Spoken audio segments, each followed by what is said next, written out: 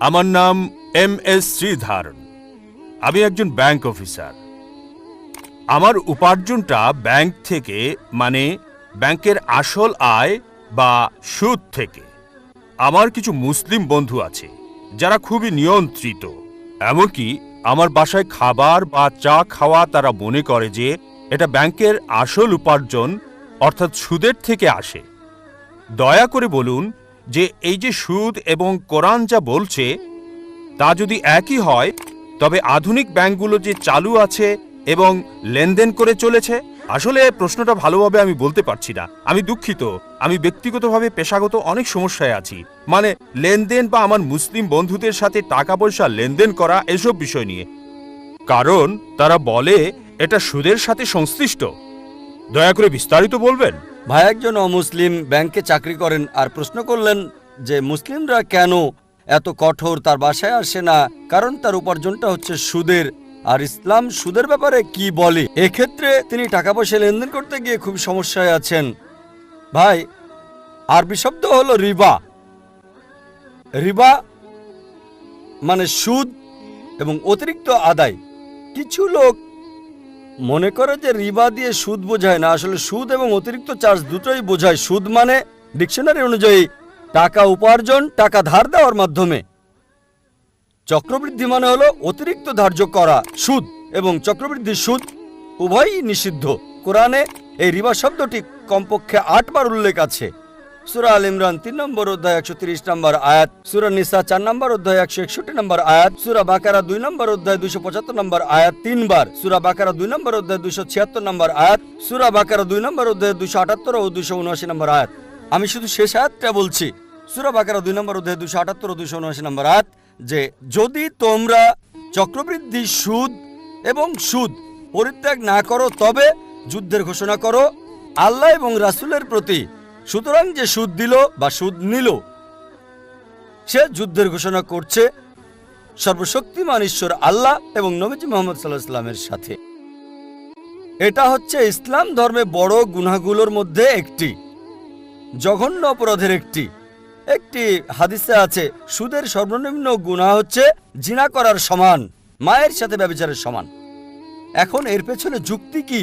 আমার video cassette দেখতে পারেন, সুদমুক্ত অর্থনীতি, কোরআন অনুযায়ী বিস্তারিত সেখানে বলা হয়েছে। যুক্তিতে যদি আপনাকে প্রমাণ দিতে হয় ইসলামের সুদ কেন হারাম, কয়েক ঘন্টা সময়ের দরকার হবে।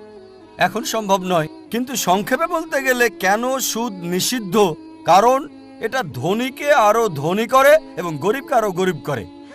এছাড়াও অনেক ক্ষতিকারক দিক রয়েছে, যেমন আপনি জানেন 80-র দশকে অধিকাংশ ব্যাংক জুয়ার কেন্দ্র প্রতিষ্ঠা করেছিল, মদের বার ইত্যাদি প্রতিষ্ঠা করেছিল। আর ইসলামে আমরা মুনাফা এবং ক্ষতি বন্টনে বিশ্বাস করি।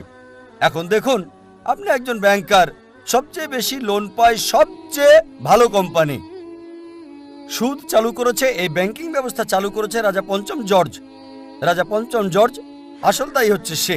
অতীতে এমনটা ছিল না, কিন্তু বর্তমানে ধনীরা আরো ধনী হচ্ছে। একজন দরিদ্র লোক লোন তুলতে গেলে তার জন্য খুবই কঠিন। দেখা হয় তার কি কি সম্পদ আছে, তার উপার্জন কত। এজন্য একজন দরিদ্রের পক্ষে লোন পাওয়া খুবই কঠিন। আর যদি আপনি বড় বড় কোম্পানিগুলো দেখেন, সবচেয়ে বড় কোম্পানি তারা শর্তমুক্ত কোম্পানি। এজন্য এখন আমরা দেখছি স্টক তালিকা হচ্ছে। জানেন অনিল আম্বানি, তিনি রিলায়েন্স পাওয়ার চালু করেছেন। কতগুলো? 1.1 লাখ কোটি। যা প্রত্যাশা করেছিল তার চেয়ে শতগুণ বেশি পেয়েছে। কোনো ব্যাংকই তাকে এত টাকা দিতে পারবে না। তিনি কি করেছিলেন? তিনি চালু করেছেন স্টক। স্টকটা কি? এটি ইসলামিক পদ্ধতি, লাভ লোকসান বন্টন, ঠিক? আর সুদ এটা হারাম, কারণ অনেক নেতিবাচক দিক আছে। ইসলামে মুনাফা এবং লোকসান সমবন্টনে বিশ্বাস করি। আপনি শেয়ার কিনেছেন, কোন কোম্পানির শেয়ার কিনলেন, যদি লাভ হয় আপনি লাভ পাবেন, যদি লোকসান হয় আপনাকে বহন করতে হবে। নির্দিষ্ট করা নাই 8%, 9%। অনেকে এইভাবে অনেক টাকা পায়। আর তারা যেটা করে তা হলো শেয়ার ছাড়ে। যদি আপনি শেয়ার কেনেন হালাল কোনো কোম্পানির, যেটা মদের কোম্পানি নয়, ব্যাংক নয়, বা কোনো হারাম কর্মকাণ্ডের নয়, তবে সেটা বৈধ। সুতরাং আমরা ইসলামে লাভ লোকসান বন্টনে বিশ্বাস করি। অনিল আম্বানি চালু করেছেন, প্রত্যাশার চেয়ে শতগুণ বেশি পেয়েছেন, ঠিক? 1.1 লাখ কোটি। একই সময়ে পেয়েছে প্রত্যাশার চেয়ে 10 গুণ বেশি। কেন? লোকজন ভাবছে যদি অনিল আম্বানির সাথে বিনিয়োগ করি নির্দিষ্ট পরিমাণে 8, 9 বা 10% পাবো না, হয়তো পাবো 20, 30 বা 50%। আপনি জানেন যেহেতু আপনি ব্যাংকার, যৌথ ফান্ডে জিএম বেসিক 1 নম্বর 116% এক বছরে। এ কারণে ইসলামে আমরা লাভ লোকসান বন্টনে বিশ্বাস করি। আর এজন্যই রিবা, নির্দিষ্ট সুদ, নির্দিষ্ট টাকা ধার দেওয়ার মাধ্যমে নির্ধারিত পরিমাণ উপার্জন হারাম। বিস্তারিত জানতে আমার ভিডিও ক্যাসেট দেখতে পারেন। কোরআনের বর্ণনায় সুদমুক্ত অর্থনীতি। এ কারণে যদি আপনি আপনার ব্যাংকে প্রচলিত ব্যবস্থা থেকে ইসলামিক ব্যবস্থায় রূপান্তর করেন, ইনশাল্লাহ আপনি মুসলিম কাস্টমার পাবেন, ইনশাল্লাহ।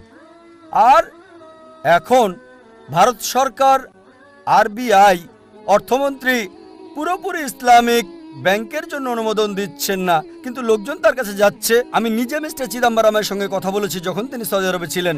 আর খুবই সম্ভাবনা আছে মনমোহন সিং আমাদের প্রধানমন্ত্রী, তিনি আগে অর্থমন্ত্রী ছিলেন, অর্থনীতি ভালো বোঝেন, খুবই সম্ভাবনা রয়েছে ইনশাল্লাহ ইনশাল্লাহ তিনি প্রধানমন্ত্রীর সঙ্গে বিষয়টা পর্যালোচনা করেছেন। মনমোহন সিং এবং অর্থমন্ত্রী মিস্টার চিদাম্বরম, খুবই সম্ভাবনা আছে যে অতি শীঘ্রই আমরা একটা ইসলামিক ব্যবস্থা পাবো।